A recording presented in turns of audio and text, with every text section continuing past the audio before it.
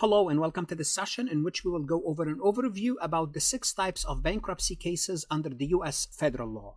Now, what is a bankruptcy? A bankruptcy is when an entity, that entity could be an individual, that entity could be a business, within a business it could be a corporation, could be a partnership, or the entity could be a municipality. Therefore, we have different types of bankruptcies, and each type serves different needs based on the debtor's situation, whether that entity is an individual, business, as I said, under business, you could have a corporation, you could have a partnership, or the entity could be a municipality. Let's go through an overview real quick. Chapter 7, when we hear about Chapter 7 means liquidation. You are going out of business. Chapter 11 is reorganization. Chapter 9 is the municipal debt adjustment. Chapter 12 is family farmers with regular income. Chapter 13, adjustment of debts for individuals with regular income. Chapter 15, ancillary and cross-border cases.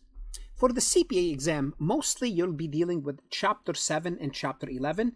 Nevertheless, you want to have a good idea what the others are, and we'll cover briefly Chapter 15 later on.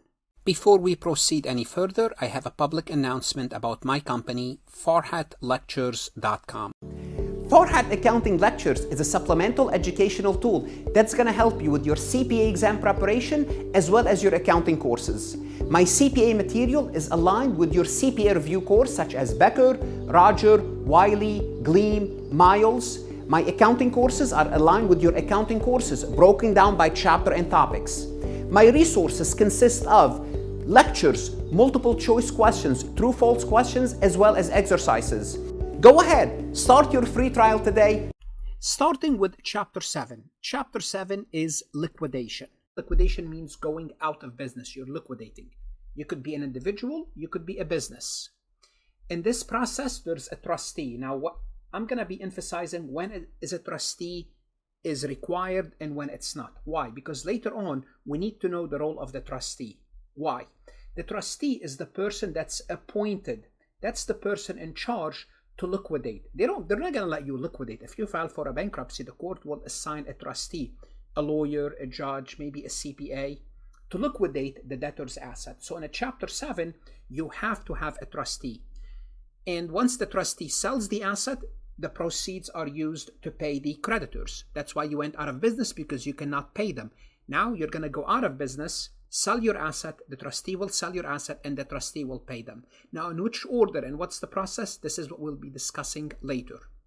The outcome for individual or married couple, most debt. Notice most debts are discharged. Discharged means it's over. You're no longer responsible for them. Not all debt. We're going to see certain debt discharged, others are not.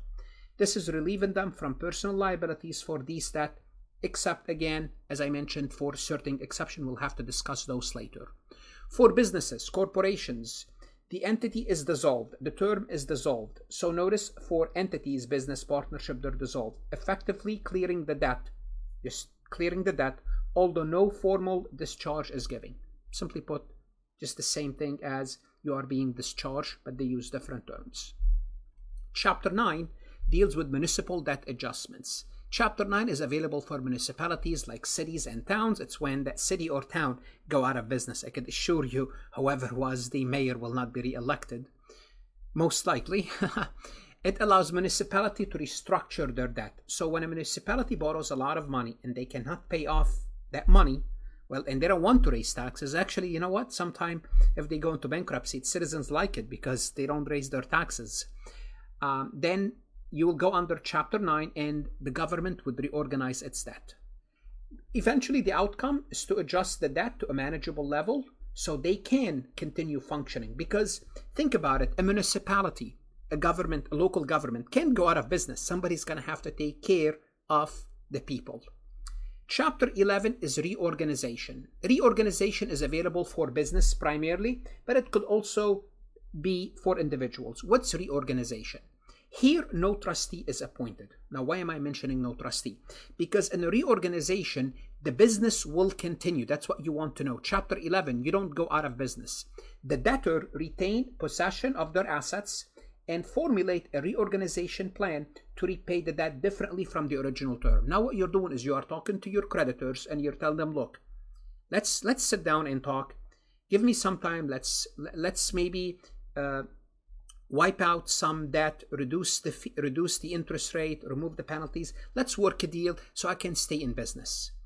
Creditors are paid to the extent possible, whatever you can agree with them, but the business continues operation. And that's why if it continues, we don't need a trustee, because the role of the trustee is to overlook the operation. You don't want a trustee overlooking your business.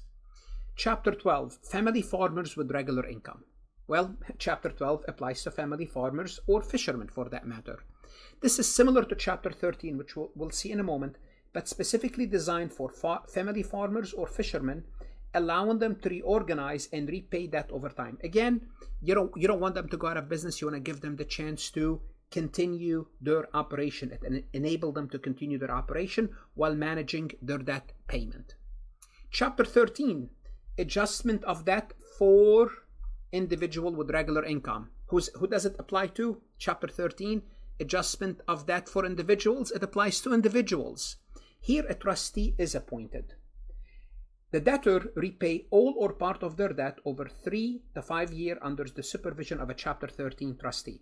So as an individual, although in quote, you are not going in quote out of business, you're not discharging the debt, but we need a trustee to help manage this process. The outcome, any remaining debt after that period is discharged at the end of the proceeding. And we have Chapter 15, which deal with cross-border cases. It applies to international bankruptcy cases. Some businesses, some debtors, they could have assets overseas, they could have creditors overseas, so on and so forth. Therefore, we need some sort of a law that deals with this. So Chapter 15 deals with cases involving debtors, assets, claimant, and other parties interested in this process, but they are located in more than one country. What is the outcome of this? Facilitate the handling of international bankruptcy and provide a mechanism of a cooperation between the U.S. courts and foreign courts. We need to organize this. Once again, those are the different chapters. As CPA candidate, what you need to focus on is 7, 11, a little bit of 13. What I'm going to do in future sessions, start to work on these cases. What should you do now? You're going to go to Farhat Lectures, look at additional resources, MCQs, additional lectures that's going to help you prepare for the CPA exam. Invest in yourself. Don't go into a bankruptcy. Don't get yourself to that position. Good luck and stay safe.